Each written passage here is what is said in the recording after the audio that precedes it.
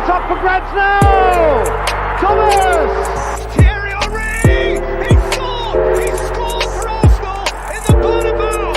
Tony Adams put through by Steve Bold, would you believe it? Yo, good evening. Welcome to the Arsenal Transfer Special. I've got a special guest today. I got Gunner King in the building. How you doing today, sir? Yeah, I'm all good, Big Gunner, man. Thanks for having me on the show. I'm very, very privileged. No, it's my pleasure, man. I've been following you, as I was saying before we came on, for a little while now. So obviously, it was only right that I got one of the people that I respect to come on the show. One of the people that I don't see chatting just craziness out there and not trying to harm people with the crazy talk, man.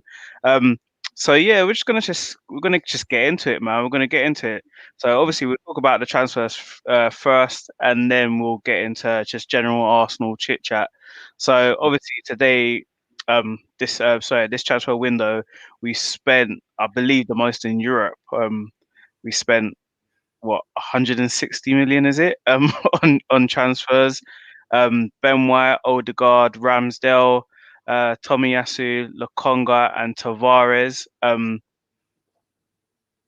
Slightly underwhelming. How do you feel about that transfer window? I feel like these are all good signings. Mm-hmm. They're all players that are going to develop into becoming very talented players. I think it's also good to see us signing English players from the Premier League that have got Premier League experience. The last one that we signed that was 27 years or younger was Danny Welbeck. I think that we've really missed the core of English players. So, I think that's also a good thing. That's definitely a positive. I think, the Odegaard coming back was great. I think he really brought something to the team last season. We really kicked on from Christmas and January when Smith Rowe and Odegaard were introduced to the team. However, my concerns are that these players aren't going to develop quickly enough to be able to impact the first team sufficiently straight away to get us back into the European spots. Especially when you look at what the other teams have done to strengthen their squads as well.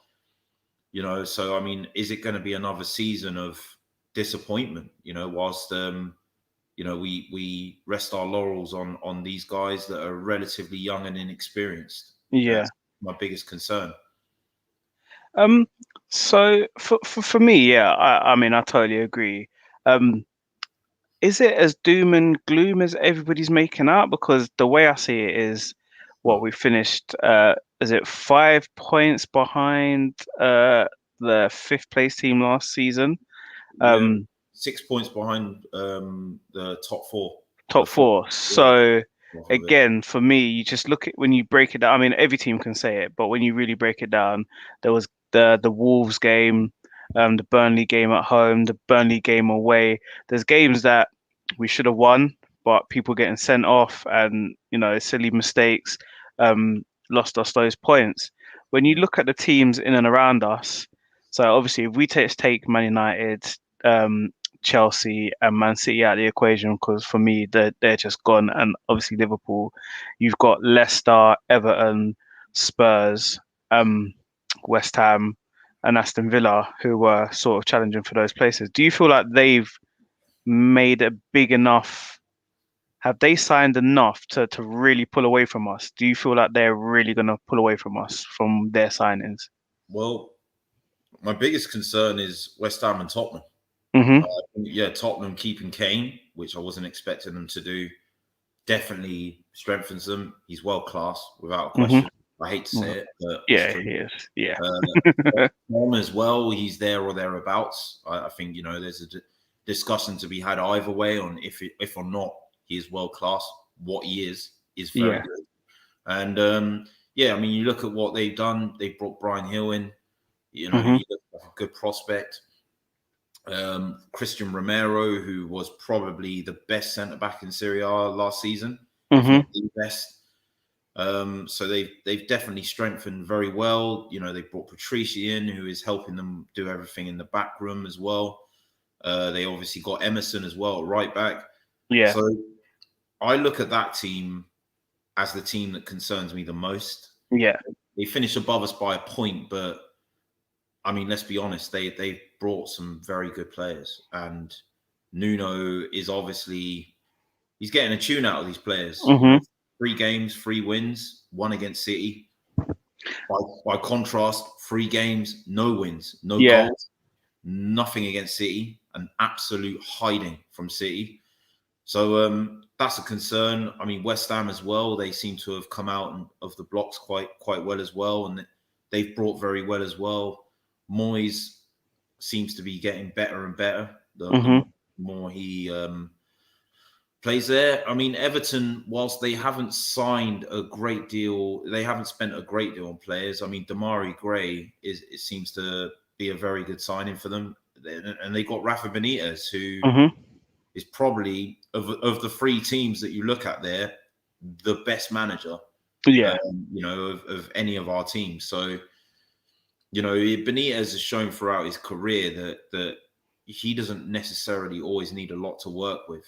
And that's a major concern of mine. You know, so yeah, I mean, absolutely. Those teams at the moment are giving me sleepless nights in terms of can we keep up with them? Are the signings that we've brought in sufficient to keep up with them? Yeah. And is Mikel Arteta's experience worthy of getting the most out of these new players and the current squad that he's got? So there's a lot of at the moment. I think I agree with you with that. Is has he got the know-how to bring through all these players? Because I think so far it looks like he hasn't really known what to do with the younger players when they've, you know, done something wrong. So like obviously with Guendouzi, who I know me and you feel the same about him, that he's had his chances and he's messed up. So there's only so much Arteta could do with him, and then now we've bought Lokonga, who's just come in and slotted in straight away. Looks like he's been playing in the Premiership for years. So with that one, that doesn't worry me, that signing in particular. But I think we needed players for now. Someone I would have been happy with what we got, plus if we signed someone like Madison. So if we had those players plus a Madison, you're happy because you've got one experienced player, plus you've got, you know, the players that are gonna come through. And you know, some of them do have experience, but is it enough experience to propel Arsenal forward? We just don't know. And I think we've been relying on Saka, we've been relying on Emil Smith Rowe. Those have been like our 2 main players who are both really young. Has he looked at it and thought, well, these 2 are performing at a high level, they're carrying the rest of the team. So do we get more young players in that are going to want to play for the club and perform every week? It's a very, very dangerous thing to do. But again, I think me personally, he's building for the future. And I think as much as he thinks he's going to be in charge in a couple of years or a year's time, I don't think he will be. So again, he is helping set us up for the future. I don't know if he's even making these signings. I know they changed his title and stuff to be manager, but do we really feel like he's making these signings? I don't know, man. It's for me, it's a bit hard. So out of those signings, do you think any of them are ready to play now? Absolutely, yeah. I think Odegaard is. Yeah, obviously, yeah. Yeah, I think, you know, when you look at the impact he had when he came in, a lot of people talk about his impact being underwhelming, and they completely strip from context the fact that, one, he was coming to a new league, a new team. He did get injured midway through it. Then when he came back, Lacazette and Aubameyang were injured. So, you know, he from January until the end of the season, I think only Smith Rowe was. I think actually created more chances even than Smith Yeah. Rowe. He was definitely in the top 2 for big Mhm. chances created. He created more shots. He created more shooting opportunities for his teammates than Bruno Fernandes of Man United. Yeah. And at the end of the day, he scored against Tottenham. Mhm. Derby game, scored a clutch moment as well in the Europa League. I don't really know what more people expected from a new signings. It's like we live in this age, right, where people are expected to just come in and have an immediate impact, which isn't realistic, especially when you come into a team that is on its knees. You Yeah. know, like, it's not possible. So I felt I saw enough from him when he Yeah. came. I felt that he allowed for enough rotation when he could be put in for Smith Rowe Mhm. to sit out some games now. I felt that I saw enough of that to think that he would be a valued acquisition. I do want to see more goals from him. I do Mhm. think he's got more goals in him. I do feel sometimes he gets into opportunities to shoot where he should have crossed. I mean, he gets into opportunities where he could have shot and he Good passes. tries to pick a pass out. Yeah. Mhm. I think he needs to be a bit more assertive and confident and bullish in trying to score goals himself. So we didn't really get a great number of goals from midfield last season. Terrible number, to be honest. Yeah, I think it was 2 or 3 in the Premier. Yeah. Yeah. I So, mean, yeah. yeah, I totally agree. I just, I felt like we needed, as much as I'm happy with the signing, because like you're saying, with Odegaard, it's not so much his end product, it's what he does to help other people get on the end of things. So his little touches sets Emil Smith Rowe off, sets Saka off. So I get the signing and I'm happy with the signing, but like you're saying, I want it. Me personally wanted someone that had that could get goals. So that's why I know Madison only got 8 goals, but I feel like playing for us, he probably would have got more. Yeah. Odegaard does seem very much like Mesut Ozil, Mhm. in his eye for a pass and the fact that he loves to turn down a shot. Like sometimes I'm just like, you're there, you're through now, just hit the ball. And we know that he's got a shot. Like you say, when you got that goal in Europa League, it's because the keeper wasn't expecting it. It's just come out of nowhere, and Mhm. he's banged it really hard, and he scored. So that's what I want more from him. I want more. We want more from Smith Rowe in terms of goals, because we love the way he carries the ball, the way he creates chances and stuff, and Saka as well. Mhm. Um, I think now is the year Saka needs to add goals, and obviously um, Pepe. What do you feel about Pepe? I like Pepe. Mhm. I think this is what I said earlier about the core of English players. Like, Mhm. what people overlook is when Pepe came, you didn't really have that. Mhm. So when you come to a new league, and there are nuances between the way you play football here in England and the way you play football in France. Mhm. In France, you get a lot more time on the ball. Like there's a lot more time and space to operate in. Um, that it's less physically demanding. It's not as intense physically in terms of sort of. So I think when he came, he had a rough start because he had to acclimatize to that, and that takes time. Drogba, his first 2 seasons, I think his first season he barely got 10 goals. His I second, think Drogba only got more. I think he only hit 20 goals in 2 seasons. Um, yeah, yeah, for and the then whole time he was there. he got So 11 and 12 assists yeah. in his second season, and in his first season he really took off went from strength to strength from there. So I feel that this is Pepe's time.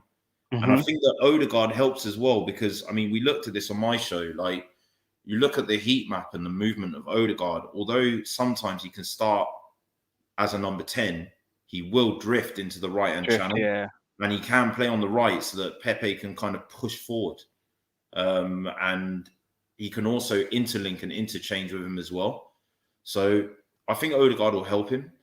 You look at the game against Brighton towards the end of last season, the assist that Odegaard laid on for Pepe.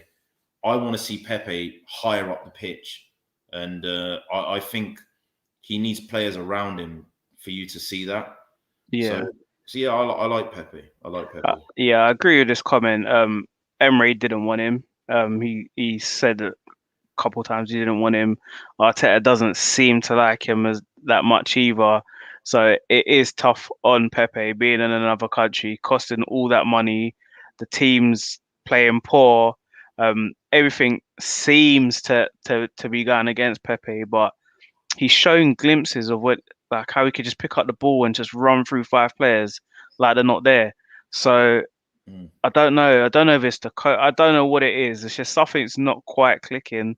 I, Hopefully, it comes this season because I think this is it for him. I think if he doesn't perform this season, then I think we will look to get him out. I think hopefully having another right back may help him. yeah. Um, because he's not just running into two people all the time. He maybe has somebody now to overlap, take one of the defenders away, so he's one on one with one of the fullbacks. So um yeah, I'm it's just tough, man. I think that you can't get the money thing out of your head, even though it's not his fault. He Mm. didn't ask to cost all that money, but it's just one of those things that you're thinking, okay, we spent that much money on him. If we look at it now, who we could have got for that sort of money, it's crazy. So hopefully, yeah, he can kick on this season. But it's again, if we're playing the way we're playing, I just personally don't see it. Even though he didn't have a bad season last season, when we actually look at his numbers and stuff, he didn't have um, a terrible season. Yeah. Um, the forwards, do you think we have enough? Because obviously we've got Lacazette. I'm a massive fan of Lacazette, but we've got Aubameyang, Martinelli, Mhm. Balogun, who both of those two didn't. It's not their fault. Again, they've come into the team when you don't really want to be putting them in the team like that. They're both still young. You don't want them to be leading your line just yet. You want kind of how Man United have been treating Greenwood, just slowly easing them in. Um, yeah. So, do you think we have enough going forward? We do, but I think both strikers are a bit low on confidence at the moment. Yeah. Big up And Prime. yeah, I think both of them are low on confidence. And Mm, I think Pepe falls into that category as well. I think what Arteta's come in, right, and done is he's looked at the team.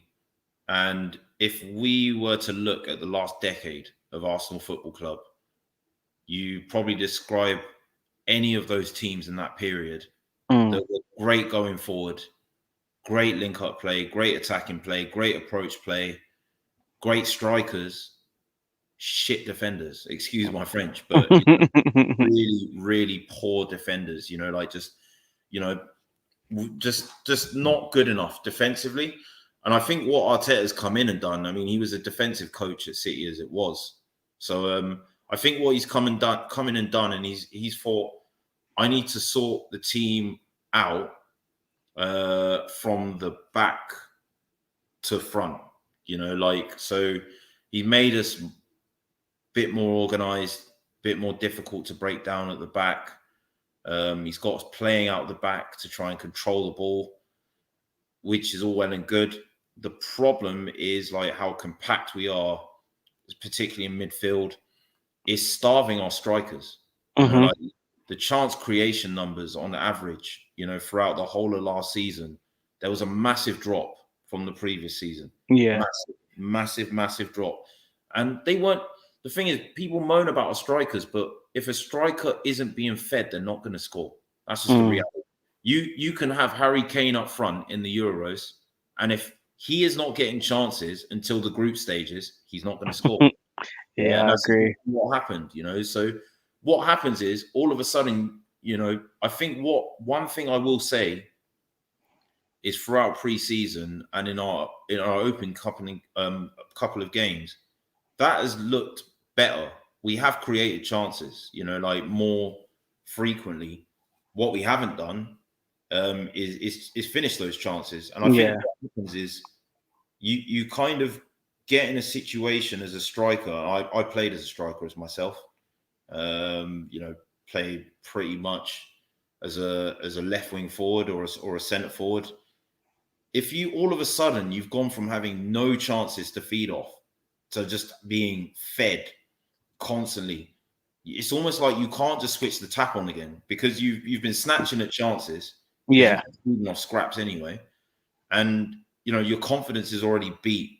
So it's already really low. So I think Aubameyang needed the confidence lift from the West West Brom Brom. game, Yeah. the cup game. All right, it didn't pay off against City, but he just needed to remember what scoring felt like. Lacazette, Pepe, all of them, they needed to remember that. And look, I was never expecting much from City, but I think they'll take that confidence into the Norwich game, and I'm thinking they can kick on from there and have a good season. It's good to have those senior guys around for Martinelli and Balogun, so that, as you say, they can be slowly bled into and integrated into the first team.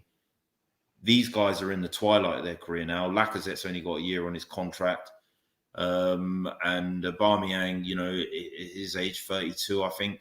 He's not going to be around forever. So having those guys in the changing room to kind of learn off, I think that's the way to go. And I'm happy with the strikers, but they've got to start performing now. They really Do you have any sympathy with Arteta? Because I looked at it today, absolutely. and the team that we played, the players that played against Man City, I put it in the group that only 4 of them weren't from the Wenger era, and only 2 of them, Free, I think it was. yeah, 3, and only 2 of them were from players that he signed. So we're now into his second season, and he still doesn't. He signed all these players, and they're either sick or injured. It's just like, but I still feel. At first, I didn't think another manager could get more out of these players, but I like after the City game, I just thought you've just shot yourself in the foot there. I know Mari hasn't been great, but why are we playing Kolasinac as a third centre back? You could have easily played Kieran Tierney there and bring in Tavares. You could have just played Mari there and kept Kieran Tierney. And then to play Odegaard and Thing in the middle when Lokonga had been playing well. So there are certain things where I just thought I can't even defend you because you've just shot yourself in the foot now. So there are things that we know that are out of his control, but things like that, I just couldn't defend him. There was nothing I could say. I couldn't even see what he was trying to do. I couldn't even see. I couldn't tell you. Sometimes he makes crazy decisions, and you think, okay, I can see what. Like when he tried to play Pepe through the middle last season against Villarreal. I'd seen that Thing had done it already though. Emery had done it the previous season against Liverpool, where he played Pepe as the furthest. So I could see the reasoning behind that. I could see what he tried to do, but to try it in a game that was a must-win game, something that you've never done before, that was crazy. And then the City, there was just no defending him on that. Let me get your thoughts on the Ainsley Maitland-Niles thing the other day. Obviously, he's put on his Instagram. I can't remember what he said. I just want to play, and then tagged the Arsenal in. Would you have just got rid of him then? Do you have any sympathy for him first of all? I have sympathy for both sides, the club and the player. I think I try not to get caught up in dissonance either way. Right? So on one side, look, you look back at Maitland-Niles' career, the earlier stages. This guy looked a talent. He was playing at left back, playing right back, playing at centre mid. Mostly as in the fullback positions when he was a centre mid, getting England call ups. This guy was mustard. And I think what's happened for a lot of the young players like Willock, who we moved on as well, which I'm not very happy about, is that these guys have been thrown out to dry a bit. They've been dragged under the bus where the senior players that should be helping them aren't, Mm. because they're performing, and they're not conducting themselves necessarily with the best conduct as well in certain situations. And look, when Arteta first came in, he was one of our best players. Mm. That FA Cup run, I think in the semi-final and the final, definitely the semi-final, he got man of the match. We were playing with a back three Yeah, with he did. him as the fullback. And from there, we got an offer from Wolves and a few other people, and we said we're going to keep him. And look, for me, if you're a manager and you've just come in, you've been playing someone, they perform well, you get an offer for them based on their performances, you reject the offer, it would seem strange not to keep playing them. Mm-hmm. So, look, he lost his way, then we loaned him out, and apparently, this is where I don't have sympathy for him, because he said he wanted to.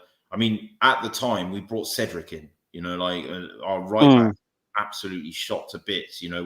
Last season, we were playing Xhaka as left back, and this guy's saying he doesn't want to play as a fullback. He'd rather go out on loan, play for another team, just because those teams are prepared to play him in centre midfield. I think he let the team down there, in my opinion. Look, I get it. You can have a preferred position. I had that I would get played on the wing sometimes, because I've always seen myself as a striker. People would look at me, he's slight of frame, he's quite quick, and he's got some tricks. I'm going to stick him on the wing. I would make it known I've got a preference to be. I see myself as a striker, but the manager picks me and puts me on this team in the first team sheet. I'll play as a fullback. I played as a right back, because they were like, we look like we think you can do a bit there. All right, well, I'll go on the pitch and I'll do a bit where I'm told to do a bit, because it's not my job to be telling the manager where I should be playing. And that I didn't like. I can't lie. Look, I get he's Yeah. frustrated. This is where I have no sympathy for him, because, like you're saying, you've put in performances where you've been the best player on the pitch in, semi-finals and then a final, and you say you want to play centre midfield. Fair enough. And this, to me, it was the same with Willock. I, I I wanted to see a bit more. I wanted us to keep Willock. But I can see why we took the money, because the same thing happened last season with Ainsley Maitland-Niles, where we didn't take the money, and then now we can't get rid of him. So it was just like, you've got a decision to make. We could sell Willock now, and then get the money, or we could risk and keep him and then pray that he comes good. And my thing is with both of them that they want to play centre midfield, probably the hardest position to play on the pitch. It's the hardest thing to do apart from playing up front, because you've got to score goals and win games. But I've seen enough even from Guendouzi. I've seen enough from him, Lokonga, in 45 minutes of football to say, okay, I can see what's special about you. When we had both of those guys playing, I didn't see anything that made me think, okay, you can play in that position for Arsenal Football Club. And obviously we're going to go back and say, well, we've given Xhaka numerous chances, we've given El Neni chances, but sometimes I can see why Xhaka's in our team. When El Neni plays like I played at Old Trafford with Thomas Partey last season, I can see what El Neni brings to the team.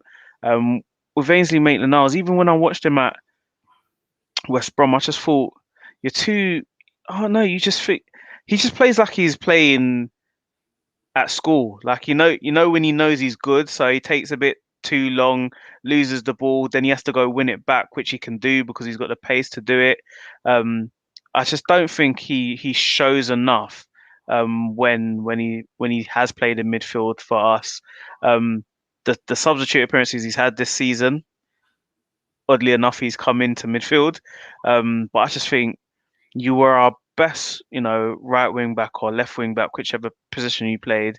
You were the best there. You're playing for Arsenal Football Club. Why spoil it? Why mess it up because you want to play centre midfield in that any stage we can go and get a better one.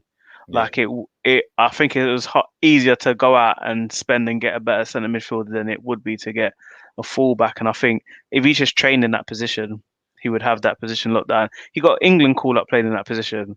that's it. So wouldn't that tell you, okay, I've Mm. been called up by England playing in that position. Why Yeah, would I spoil it? he went to West Brom. He played in centre mid, and then Sam Allardyce sent the parting message where he said, Yeah. if I could give him some advice, I would probably just play where my manager tells me to play. Yeah, he said it on I'd, Sky Sports I'd want as yesterday. many, yeah, I'd want as many minutes on the pitch as possible. Like just to be developing and learning my game. So the thing is, as well, I get his frustrations, and he's saying that there was a breakdown in communication throughout the summer on whether the club wanted to keep him or get rid of him, and then a move to Everton was patterned. He's apparently on his way there, and they've changed their mind. I think they were getting rid of Bellerin and a few other people, so they thought we need to keep him. Yeah. So I get his frustrations, but look, you can't do that. You can't. We are in the mud. We've got enough stuff, going Go on, yeah. at the moment. We got the media just frenzying around like our rotting carcass of a club at the moment, and you want to do this, yeah, just to kind of engineer a move. Like, Hmm. I get it, your career is short, and you got to a part of your career involves you needing to be selfish, but that was the wrong moment, and it was the wrong way to go about it. Yeah. Like, my dad, he brought me up. I swear, he swears by, like, he's very proverbial in the way he speaks to me. Yeah. One thing he always used to say to me is, "Son, don't air your dirty laundry on the washing line." Mm. And that's something I try and live by. If I've got a problem with someone, I'm not going to air it out in front of a whole room of people. I'm going to pull them aside. I'm going to have a word with them. I'm going to message them on a DM or on a private thing, yeah. And I'm going to be like, look, we got an issue. We need to sort it out. Yeah, like that's the way I see. That's the way I see you straighten things. Yeah, and he knew what was going to happen as well. So it Yeah, was just for me, it was just a bit of I'm going to slap you in the face, and then it kind of just says you don't want to play for us. Because what did you think was going to happen after? What did you think yeah. they were gonna be like? Okay, come and play But, for us. but I don't think that was going to happen in it. So I it was do for think me. I, Yeah, I do think though that there is elements of, like, I mean, what he's describing as a lack of communication. Like, players like Ozil said that before. Players like yeah, Guendouzi said that. Like other players in the squad have said that. So I do think there's an issue there in the management and the kind of coaching level, where Edu and Arteta are fairly inexperienced and they're trying to learn these things themselves. I do feel that there can't be smoke without fire. Like, you can't have this many players pointing out the same problem without mm, there being a problem on their side as well. So it's a two-sided thing for me. I yeah. think there's truth in both sides. Do you know what I mean? The club could have managed him better. They could have managed the communication with him better. They could have managed getting the loan sorted out better. When they decided to keep him, they could have been like, well, look, we've decided to keep you to play you, and continue to show faith in him, which is probably where he's lost his head a bit. Hmm. Also, he wanted to go out on loan because he had been an England international and he wanted to give himself any available opportunity to go to the Euros, which he's missed out on. So I give him a bit of mitigation for that as well. But he didn't conduct himself properly in that moment. I think, yeah, again, I think maybe he's missed out because of the whole the position change, because he was never going to get into England centre midfield. And again, Sam Allardyce was saying it's very rare that anybody has tried to push through a loan as much as he was pushing through to go to West Brom, because he knew that if he was fit and was ready, he was going to play every game in centre midfield. And fair play to him. That's what you want from players. But I just feel like he's missed a trick. Like watching Arsenal, and I feel like that right back, right wing back position was all his.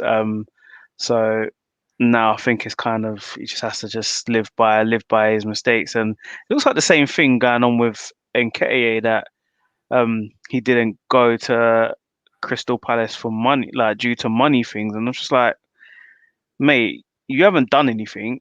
You've Mm, scored like what 2 goals that I can remember mm, in the league. What you should just go. You need sometimes you just need to drop down to come back up, and I think because he's played for Chelsea and because he's played for Arsenal.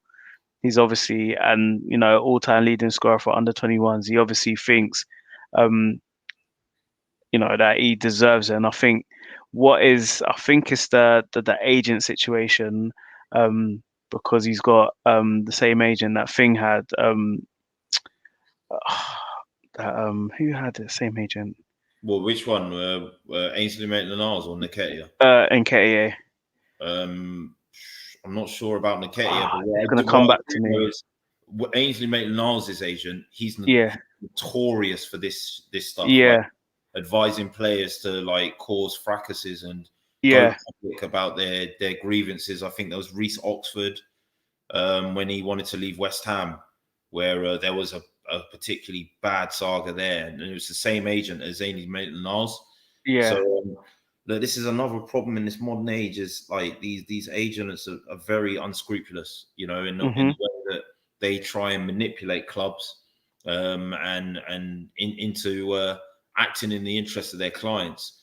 They Yeah. are they are pushing the boundary They of just want what is money, don't they? further, yeah, and Mhm.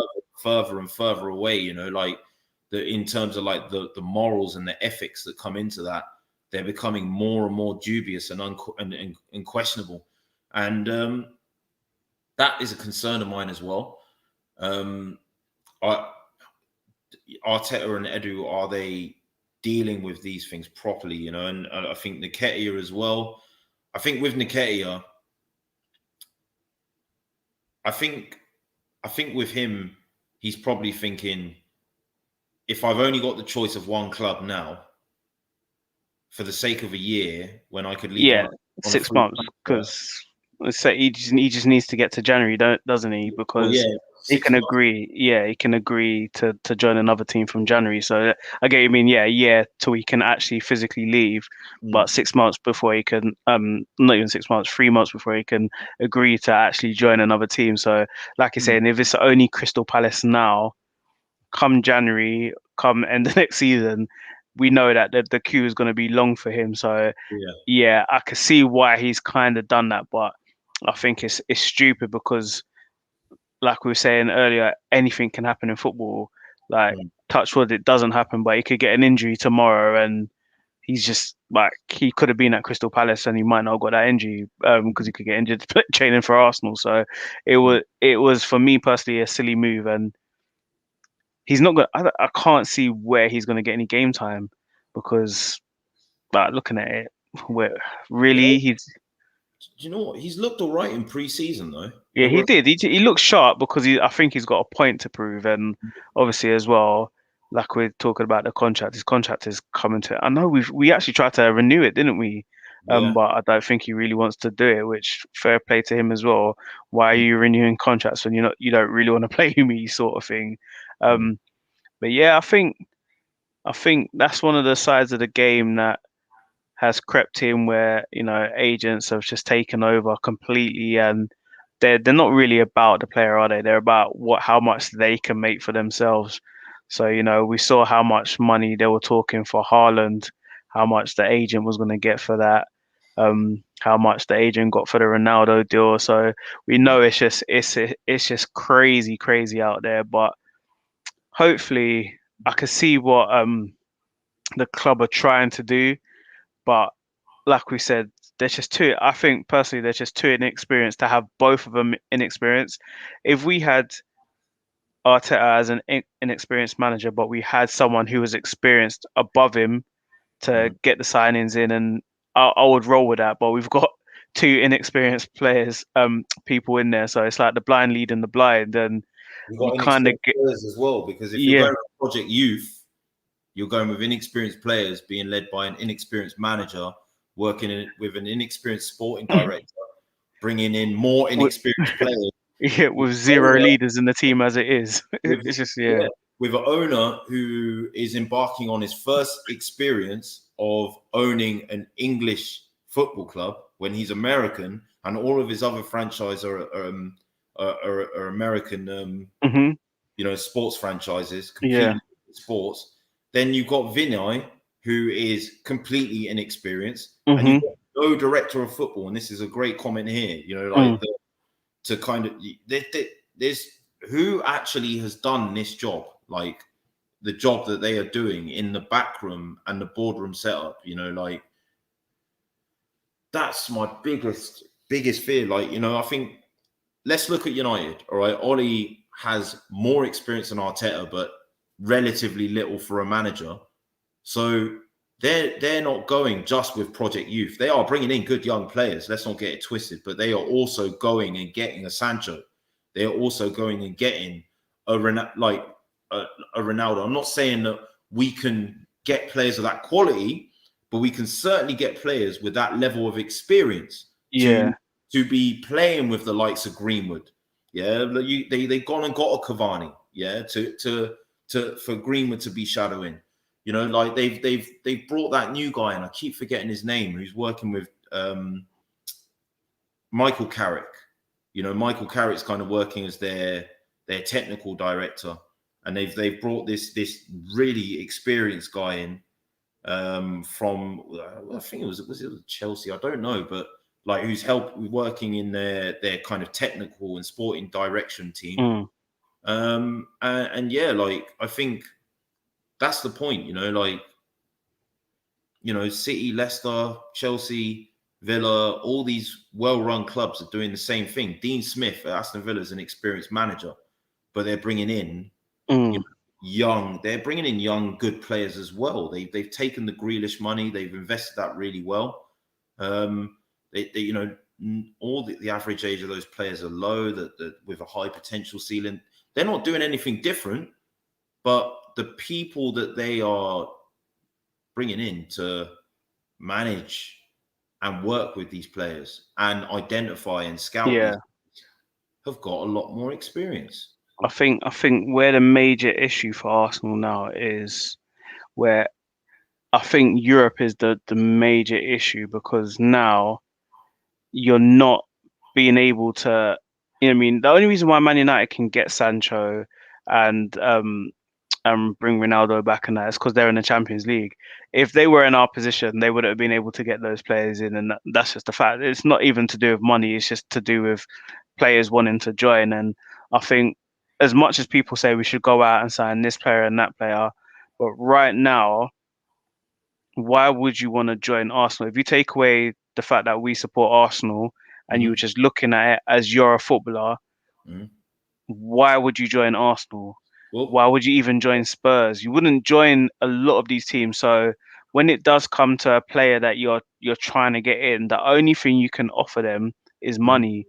And that's where we've been going wrong, because essentially we're giving people like ridiculous contracts because we have nothing else to offer them apart from money. So then we can't shift them, and then we're just stuck with just players that are just on silly money.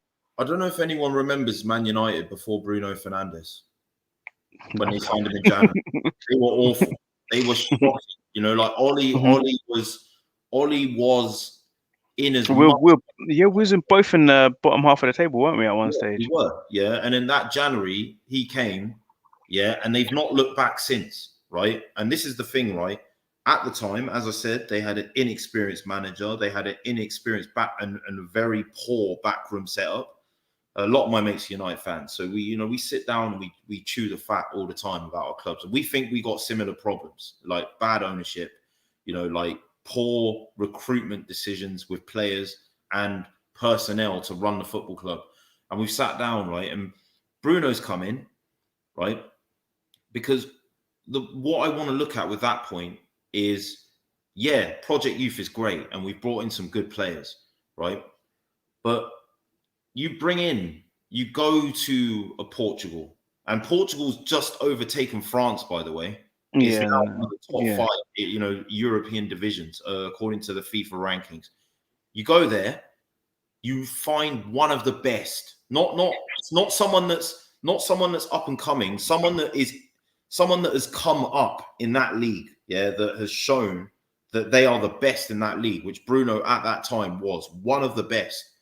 You bring them in, and he has completely galvanized. His numbers are carrying Ollie. Yeah, and then that gives Ollie more Yeah. time and a bit of a platform to make more mistakes and to learn things. Those guys are bailing him out of trouble a bit. Then Pogba starts firing. Do you know what I mean? Then, then they finished in top 4. They got fourth, then third last season. We got 3 midfield. They built on that. What we're doing is we're not biting the bullet with these things. Yeah. It's like we needed to go out and get a Zuma on a Madison, and then bring in these other players around them, and then maybe get a free transfer or a very cheap signing of someone like with real experience. Mm-hmm. Then the signings that we've got don't look so bad. We're not looking at Lukonga, who's a very good player, and thinking, is it enough? Is Tavares enough? Then we start feeling like, well, holistically, you've brought in some experience, you've brought in some quality, and then you've brought in some players that are going to improve in a year or two. Yeah, because in the time that Bruno's come in, Greenwood has improved. From training with Bruno as well. And then all of a sudden, better players want to come to them because they're qualifying for Europe again. It's not hard. I think they were even lucky with Bruno, weren't they? Because again, that was Spurs not wanting to put up the extra couple £1 million that Man United put up, because Bruno said himself that he was on his way to Spurs, but they didn't put up the extra, how much, 5 million, I think it was. So again, that just shows you, like you're saying, sometimes you just need to bite the bullet. And I think we tried to bite the bullet with Pepe. He was, the up and coming player in the French league, the one that I think he was only was it Mbappe that year, was the only person that scored more than him. So we tried to do it, and we're not like Man United, where they signed Lukaku, and then got rid of him. They signed Di Maria on big money, got rid of him. Sanchez. So we can't afford to keep making those mistakes. Chelsea are the worst. The amount of money that they spend on players, and people forget, from going back from Adrian Mutu, Hernan Crespo, Shevchenko, they signed all these massive players on big money, and none of them made it until they found DJ Drogba. And then you kind of forget everything that's gone before. But like you're saying, I think as much as we need to sign players in all positions, I always still think Arsenal are one signing away. If you can get that one signing that, it can just galvanize everything, like you're saying, Bruno Fernandes did with Man United, then it can save you. I think Arsenal had a plan in the transfer window, and I think a lot of it was to do with players going out as much as players coming in. But I still feel like, even with all the players we signed, like you say, it's just that one experienced player that we're missing, whether it would have been a Basuma, whether it would have been that one game changer. Yeah, it could have been Basuma or Madison, any of the two. I think would have made everything different, because I think a lot of negativity around is actually coming from the fans, and I think the players that feeds through to the players. That's the other thing as well, why I think a level changer would have been good, because the fans aren't on board at the moment. You go out and get a Madison, you go out and get a Basuma, you go out and get a Max Aarons. Yeah, you go out and get one of these players. Yeah, you go out and get Martinez from Inter. You go out and get, who else was we looking at? We were looking at Isak. You go out and get one of those players. Suddenly, the fans are buying into what you're doing, as well as these other good up and coming players. They'll swallow that. They'll eat that. They'll wear that more, because it'll be like, all right, there's your level changer, and then there's these guys. then you get your fans on board. Then your fans are getting behind the players more. Mm. Instead of how we feel after the summer window. Now, like it's. I mean, I again, the window hasn't been great because obviously we wanted experience, we wanted, game changers. But when I go back to what actually lost us points last season, um, in certain games and things that were missing, I think we went to rectify that, but maybe we should have rectified that after we had the big name signing. So I know you got to remember towards the end of the season when Tierney gets injured all the time, but towards the end of the season, and then there was the match where we had to play Cedric there, and then Cedric didn't want to clear the ball with his left foot, so he got it onto his right foot, tried to clear it with that, went straight to their attacker, they scored. Boom, we're losing in the Europa League. Yeah. Um, then we changed it up, put Xhaka there again. Villarreal were just ruining him. They just knew he had no pace. So we basically lost the first leg because we had no. So now you've got a natural replacement in Lokonga. I'm not Lokonga, sorry, in Tavares. Then centre midfield, same thing. Once Partey got injured, we were playing bloody El Neni and Xhaka. So we've brought in Lokonga again. We still need another one because obviously, like we lost Ceballos last season, we've lost Ceballos this season, so we still needed two, but we only signed one. So I feel like I don't, I get the Ben White signing, but I don't get the Ben White signing because I think we all just wanted to see Saliba play. We just wanted to see if he could actually play. I think that was the thing. Um, Yeah, I mean, like if you're gonna if you're if you gonna didn't buy see that, we it, just needed a tough defender. If that's what you're gonna spend that money on, it had to be a tough defender. It didn't need to be another ball playing defender. It needed to be a big 6 foot something proper defender. And so that one, that if any signing didn't really make sense in this transfer window. I know a lot of people are gonna say Ramsdale and whatever, but I think Ben White was the one signing that I thought it's not that he's not like obviously we just paid over the odds because he's English, mm, um, but I think that was the one signing where I just thought I don't think we needed to make that because we've signed how many centre backs in the last last 3 or 4 years, and so decided that Mavropanos one. on Yeah, loan with Stuttgart looked very good. Like it's not like it's not like it's not like it's not like he looked bad on loan yeah, at all. Like he had just glowing report. constantly injured again as well. So that's Yeah, and another yeah, Saliba, like he had good performances as well. So to not even give him a chance to stake their yeah, claim to the team and then spend 50 million on a centre back. And look, I don't care about his price yeah, relative to him being English and him being, good as a centre back. Yes, he does need to work on his aerial ability. That's something that has been coached. But it's like all I said at the beginning when we signed Ben White is if we sign Ben White and it doesn't impact our ability to go spend a similar amount of money on a centre mid, a similar amount of money on a right back, a similar amount of money on a number 10, and just maybe get just a keeper for 1 year, like mm, just a Neto from Barcelona, or a Naves, that now that PSG just got Donnarumma. These guys, PSG got 8 registered goalkeepers. Could just go mm, get one of theirs. Like, Areola, he left PSG, he had been on loan. He had Premier League experience as Premier well. League experience, yeah, He's been on loan at Fulham. He only went to West Ham for 10 million. mm, And he's young, mm, and he's been playing first team football since he was 17, 18. There's your no-brainer. Yeah. mm.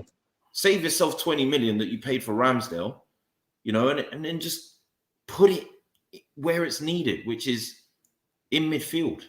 Yeah. But like we're just not doing smart things, man. Like, And the thing is, like, yeah, I keep seeing people talk about the set pieces, but I think we had one of the best set pieces record defending from set pieces record last season. So um, I'm not sure like what the whole set piece thing is, but obviously now it's gone. It's gonna go downhill because you've lost David Luiz, who actually attacked headers, but we've Mhm. seen Holding lose headers to bloody Sterling. We've seen Chambers lose headers to Sterling.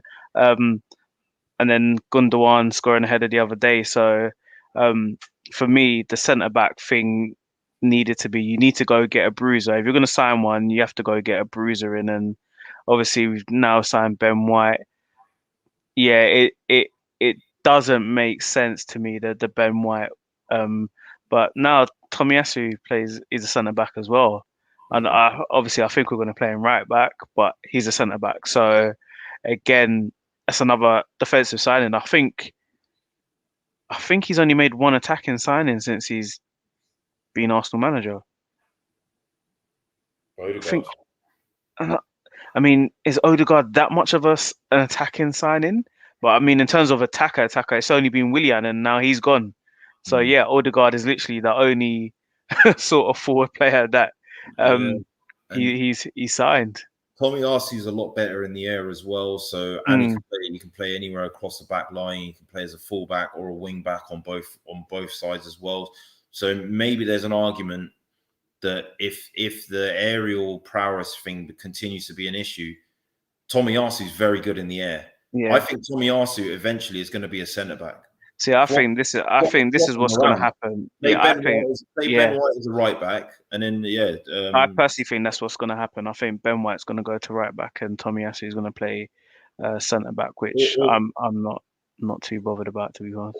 or play a back three as well. Yeah, With all three of them in the centre, and then Chambers or Saka or someone as the wing back. If you play Saka there, then Saka's really a midfielder, and it turns yeah. into the back four. Do you see what I mean? Like when we've got the ball. So yeah, just before, yeah, because we're getting to that hour mark. That was going to be the last thing. It was just the formation. Now we saw how successful playing three at the back was to get us to the FA Cup final, um, and how Aubameyang was playing coming off from the left. He wants to play four at the back. Do you think we even have the four to do it? I wouldn't do it. Everyone, yeah, like a lot of people are just like, oh yeah, White and Gabriel are now our natural centre back pairing. Listen, like Ben White's got a year of Premier League experience. Hmm. Gabriel's got a year of Premier League experience, and prior to that year, Ben White was in the Championship and playing in the lower divisions. Gabriel was playing in a different country. He was playing in France. So look, for me, I think you are absolutely casting those guys to the wolves. And the last thing that these guys need is to have their confidence shot before their careers got off the ground. Now you haven't got David Luiz to help them, to bail them And out. that's Get my White. main reason why I'm happy Saliba isn't here, Yeah. because I'm like, if Get he was here, he would be getting crucified. Yeah, get So Holding out. He's not good enough. yeah, He's not good enough. I think he improved a lot last season, but for me, you just need to play the three of them as centre backs and put Ainsley Maitland-Niles as a fullback. yeah, he has to just take on for the team now, man. You kept him on now. He needs his arm around his shoulder. Yeah, I tell you what, if you put him on the pitch now, if you give him a chance. Yeah, he's gonna take it. He's gonna have to take it. If you show him forgiveness, sometimes it's about mercy. Yeah, I think Arteta's too much of a disciplinarian. Like he's too much of the old school. Yeah, if you put Maitland-Niles, if you show that faith in him, with those three in the back, Tierney on the other side, those guys can bomb forward. The thing is, our wide players aren't really wide players. They're narrow inverted forwards. Yeah, so lose a man in midfield, yeah, but make yourself solid at the back. These three are young, so they need to come up together and get experience together. Play them as a free, but then when you're transitioning with the ball, that wing back cuts into midfield. So you play a Maitland-Niles there because Maitland-Niles wants to be a centre midfielder and can play in centre mid anyway. So you have him coming into the pitch, then White or Tomiyasu, whoever's on the right, the right-sided auxiliary centre back, essentially becomes a wing back in a back four. So it's switching between the 3 and the 4. Yeah, and then you can play your 2 strikers and have 5 in midfield there. Boom. Yeah. So then Instead of like, do we play Lacazette? Do we play Aubameyang? You're playing both. Yeah, you get their confidence up. You got the 5 in midfield. That you got 3 central midfielders. And then you've got the 2 wing backs that are, they can cut inside and become midfielders, or they can go wide and create overlaps. Yeah, so I just think that's something we need to look at. A 3-4-3 or a 3-5-2. You could use Pepe in a 3-4-3, a Smith Rowe on the other side in a 3-4-3, or Martinez on the other side, cutting inside. And then you got the wing backs creating the angles for them by overlapping or underlapping as well. I personally think, look, we need to know our level at the moment. We're not good enough to play a back four. Big up, Hassan. Yeah, honestly, I actually think we're good enough to finish top 6, but I don't think we're going to finish top 6 with Arteta in charge. Which I'm. There was just something about Emery that I didn't like, and I think you could feel it. I think everybody could feel it. Don't know how many matches you went to when he was in charge, but you could feel it in the ground. There was just something about him that just wasn't quite right, and you could feel the team. I think with Arteta, half the team want to play for him and half don't want to play for him. But I think there's still more on his side than on his side. But I just think with everything that's going on in terms of the owners, in terms of Edu, things like that, in terms of the players that are not turning up weekly, I don't think that Arteta is ready for this. I think he will be in the future, but obviously my man's just used the cheat code and gone straight to the top without learning. And the same thing happened to Lampard. You can have Lampard had a Champions League winning team there, and couldn't get them to perform. But you get a proper tactician comes in, and then they win the Champions League. So as much as I want Arteta to do well, I I can't see where he's going to go from here. Yeah, we had the chance of hiring Guardiola at one stage, had the chance of getting Klopp at one stage, but we kept Wenger just that too long. And big up Wenger, but yeah, it didn't help us. Big up Samuel in the cut, man. Long time. No, man. Definitely need to get you on next week. DWTT, hello, big Gunner King. Big up yourself. And yeah, that's just been our hour, man. Time goes quickly when you're talking about this mad club, man. But Gunner King, please tell us where we can find you. All your socials, man. All of them. Tell us where we can find you, man. Yeah, so I can be found on Twitter, Gunner King 14. Yeah. Also on Instagram as well. Also on TikTok as well. I'm quite big on there. I do like quite a lot of like short content pieces. The Armory TV, you can find me on there on YouTube as well. Part of the FTV Sports family. So yeah, the Armory TV is Arsenal dedicated. There are other channels for the other teams, United, Liverpool, and Tottenham. And yeah, I can be found there as well. So yeah, check out our channel as well. Yeah, I'll definitely be sure to have you on there at some point, Big Gunner, as well. 100%, man. But yeah, that's where I can be found, basically. Man, Samuel. I do like rattling rival fans. I can't. Yeah, that's jokes, man. But yeah, make sure that you subscribe to Gunner King. Make sure if you're not subscribed to the away days, obviously I'm here. Just make sure you hit that like button, hit that subscribe button, and we will see you all very, very soon. Have a good evening.